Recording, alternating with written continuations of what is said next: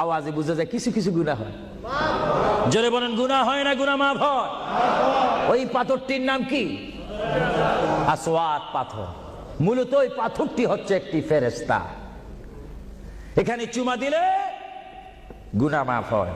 আপনারা বলেন, লন্ডনের জমিন বলেন, ওয়ার্ল্ডহাম বলেন, ম্যানচেস্টার বলেন, নর্থহ্যাম্পটন বলেন, নিউ কাসেল বলেন, এই জায়গাও যথেষ্ট পরিমাণ বড় বড় পাথর আছে কিনা?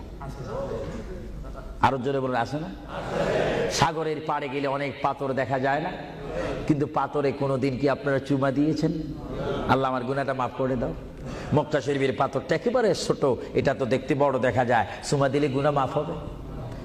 বড়ে বরং সেই পাথরে চুমা দিতে গিয়ে দাঁত অ্যাক্সিডেন্ট হওয়ার সম্ভাবনা আছে। কিন্তু আসওয়াদ পাথরে চুমা দিলে জীবনের গুনাহ কি হয়ে যায়? হ্যাঁ, আসওয়াদ পাথর, তোমার মধ্যে কি গুণ, তোমার মধ্যে কি ফায়দা রয়েছে, তোমার মধ্যে কি আকর্ষণ রয়েছে, তোমার মধ্যে কি পাওয়ার রয়েছে, তোমার মধ্যে কি নূর রয়েছে, স্পিরিট রয়েছে, এই পাথর তোমার থেকে আমরা জানতে চাই। পাথরটি জবাব দিবে, আমার ব্যক্তিগত কোনো গুণ নেই, আল্লাহর প্রিয় নবী, দু জাহানের বাদশা নবী মুহাম্মদুর রাসূলুল্লাহ, আমি পাথরের গায়ে চুমা দেওয়ার কারণে কিয়ামত পর্যন্ত যত মুসলমান আমার গায়ে চুমা দিবে তাদের গুনাহগুলি আমি চুম্বকের মতো চষে নেব। জোরে বলেন সুবহানাল্লাহ, বলেন আল্লাহু আকবার।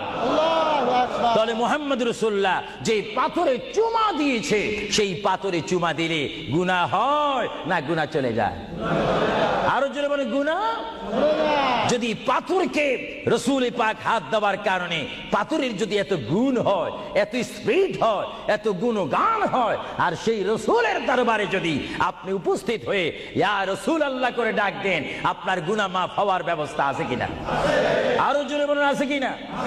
আমার আল্লাহ বলেন, হ্যাঁ পৃথিবীর মানুষ, হ্যাঁ আমার বান্দারা, তোমরা দুনিয়ার মধ্যে গিয়েছো, আমি তোমাদেরকে দুনিয়ার মধ্যে পাঠাইলাম।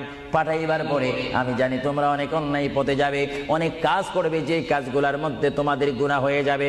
হ্যাঁ বান্দা, তোমরা গুনাহ করবে তাও আমি ভালো মতো জানি, তোমরা পাপ করবে তাও আমি ভালো মতো জানি। বান্দারে, পাপ করার পরে, গুনাহ করার পরে একাই কি মসজিদের মধ্যে তোমরা কেঁদেছো, রব্বানা যালামনা, বলেন রব্বানা যালামনা আনফুসানা ওয়া ইল্লাম তাগফির লানা ওয়া তুরহামনা লানাকুনান্না মিনাল খাসিরিন বলে বলে মসজিদে কেঁদেছো, আসরের নামাজ পড়ে কেঁদেছো, যোহরের নামাজ পড়ে কেঁদেছো, মাগরিবের পড়ে কেঁদেছো, এশার নামাজ পড়ে কেঁদেছো।